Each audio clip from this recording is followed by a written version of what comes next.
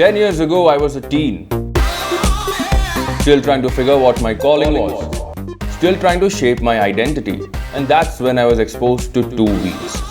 It was a small scooter handed down to me from my mom, and like many others, for me too, it was a little embarrassing. More so because I wanted something bigger, and back then big meant a Royal Enfiled, because nothing marked your graduation into the adult league than the swag of riding one. This is me today, hooked onto motorcycles like never before. And here's the motorcycle that's partially guilty for it. This is a Royal Enfiled, and it continues to be one of the most sought after motorcycles by young and old alike, especially those trying to carve out their biker identity. But before we roll any further, let's take a quick trip back in time to understand why this is special. In 1953, Madras Motors received an order from the Indian Army for 800 350cc bullets. These motorcycles arrived from a town called Redditch. They were sturdy and simple to maintain, and for some, even a soulmate to live with in the aftermath of these raging wars. And wars at times create some able allies, like the one we knew as Enfield, India.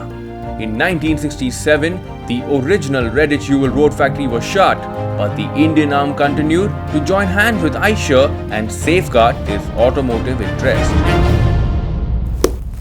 But all that is history.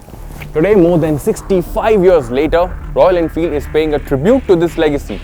Ladies and gentlemen, here's the Royal Enfiled Classic 350, and this particular beauty is the Redditch Edition. It is flanked by a Redditch monogram, an insignia that wears battle scars and heritage. With that in context, it's time to thump it up.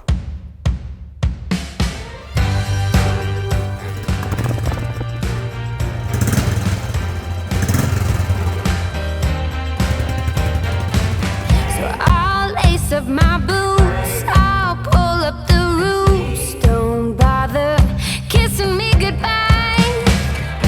You can't break me, you can't cage me, can't contain me. Watch me, I'ma make it on my own.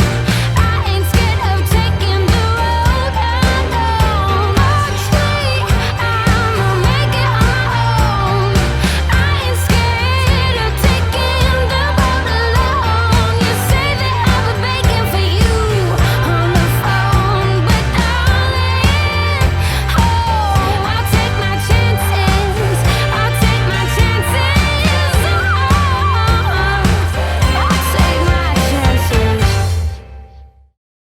Nothing brings back the old school charm of riding a classic motorcycle like the Classic 350. Even when people don't understand motorcycles, they will assume you to be a biker at heart when you're riding this. The cast iron thumb might be missing, but this is still an experience. However, it's 2017. So let's objectively assess this motorcycle with what the current generation motorcycles look like. Yes, I know for me a decade ago, motorcycling meant ease and simplicity. My thrills of life was simple: to explore the length and breadth of this country. 3 digits did not make a lot of sense as it meant theft of the surrounding scenery. I did not mind a few loose nuts and bolts. The wrench was teaching me more about my machines.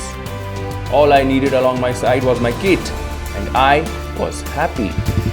A Royal Enfield then was the go-to motorcycle for me. But time changes and so do the needs and wants. With the current fleet of motorcycles that the Classic goes up against, well, almost every other motorcycle is being upgraded to its next generation. When new technology came to light, manufacturers like Bajaj, Honda, and even Mahindra chose to ride the tide. The community saw features like liquid cooling, ABS, alloy wheels, and fully digital instrument clusters. Not only did they accept these changes, but appreciated them too. The Classic, however, well, it still carries the vibrations.